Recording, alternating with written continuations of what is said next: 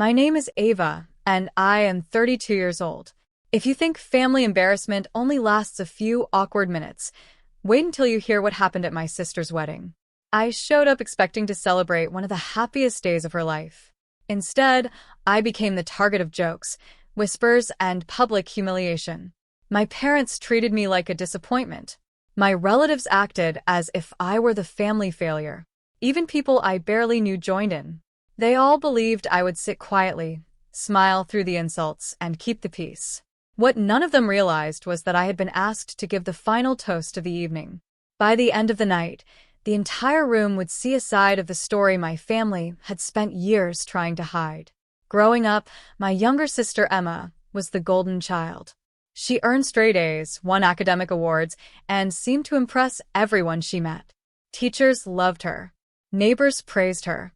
Relatives never stopped talking about her accomplishments. I wasn't a bad student, but I never fit the image my family wanted. While Emma followed a traditional path, I took risks. After college, instead of pursuing another degree, I started a small business.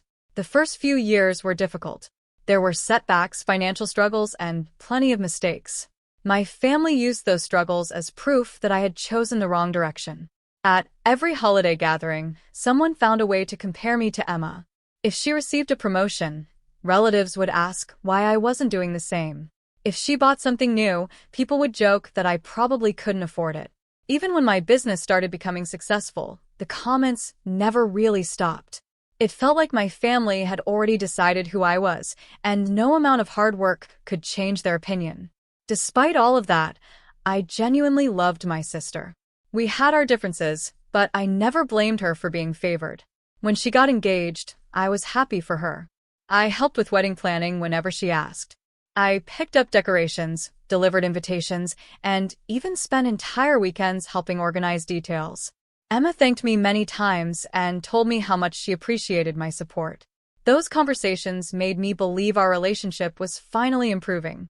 Then, wedding week arrived. The first warning sign came during the rehearsal dinner. My mother made a comment about my suit, asking if I had borrowed it because it looked too expensive for me. Several relatives laughed. Later that evening, my father asked in front of everyone whether my business was still surviving. The way he emphasized the word surviving made the table laugh again. I smiled politely, but I could feel old frustrations returning. The next day, things only got worse. Cousins repeated embarrassing stories from years earlier. An aunt joked that I should catch the bouquet, because I clearly wasn't getting married anytime soon. Every comment was disguised as humor, but there was an edge to it. It felt coordinated, almost rehearsed. Still, I convinced myself that once the wedding officially began, everyone would focus on celebrating Emma. The ceremony itself was beautiful. The venue overlooked a peaceful lake, and the weather could not have been more perfect. Emma looked radiant walking down the aisle. For a little while, all the tension disappeared. I watched her exchange vows, and I felt proud of her. I honestly believed the uncomfortable moments from earlier were behind us. Unfortunately, I was wrong. The reception started with dinner and speeches. The best man went first. Most of his jokes were harmless and entertaining. Then he turned toward me. He said Emma had always been successful because she learned what not to do by watching her older brother. The room exploded with laughter. I forced a smile and looked down at my plate.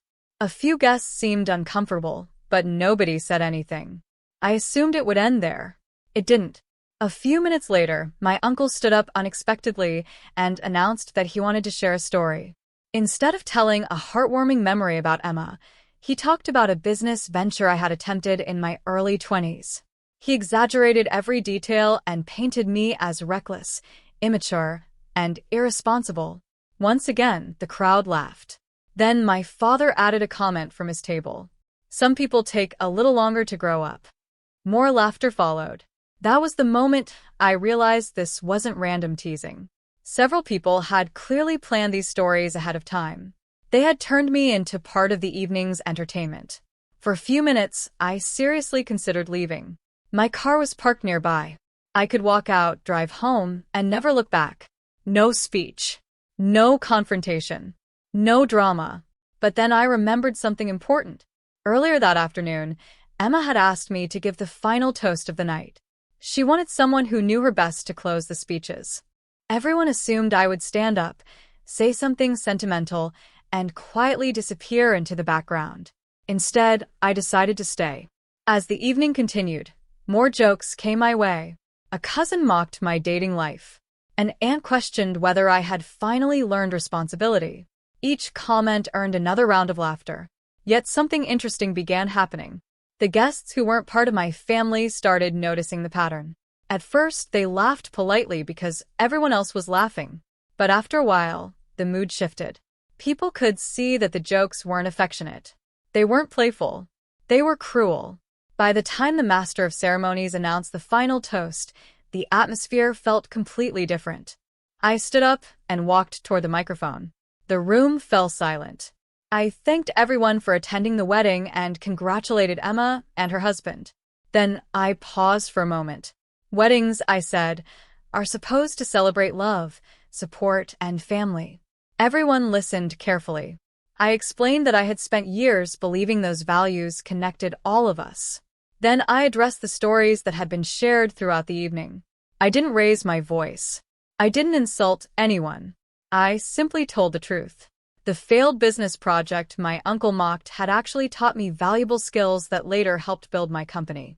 The mistakes people laughed about had become lessons that shaped my success. Every setback had forced me to grow stronger, smarter, and more determined. Then I revealed something nobody expected. 3 years earlier, when my father unexpectedly lost his job, I quietly helped pay several household bills. When one of my cousins faced serious medical debt, I contributed money anonymously. When unexpected wedding expenses threatened Emma's plans, I stepped in and covered part of the costs without asking for recognition. I had never mentioned any of those things because I believed helping family should come without conditions.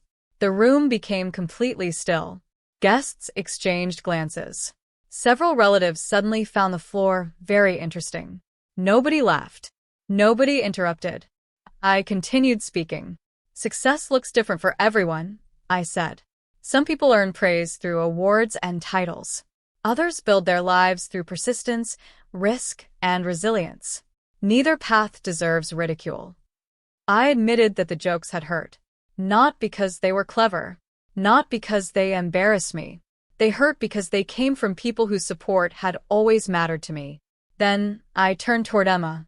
I told her I loved her and wished her a lifetime of happiness. I said I hoped her marriage would always be built on respect because respect is what keeps relationships strong when life becomes difficult. By now, many guests looked emotional. Even Emma had tears in her eyes. Before ending, I shared one final thought. Families often assign roles, I said. One child becomes the star. Another becomes the disappointment. Eventually, everyone starts believing those labels. But labels aren't the truth. People grow. People change. People overcome challenges that others never see. I explained that I was no longer willing to carry the role assigned to me years earlier.